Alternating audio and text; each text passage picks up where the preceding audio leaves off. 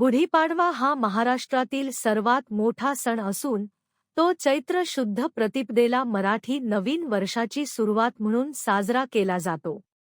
हा दिवस वसंत ऋतूचे स्वागत, विजय आणि समृद्धीचे प्रतीक मानला जातो.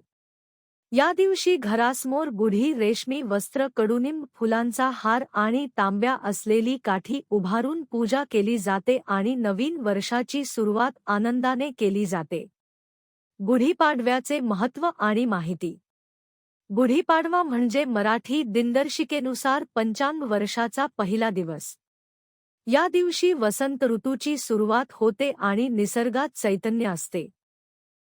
राजा शालिवाहनाने शककर्त्यांच्या विजयाची आठवण म्हणून या दिवशी शालिवाहन शक सुरू केला, असेही मानले जाते.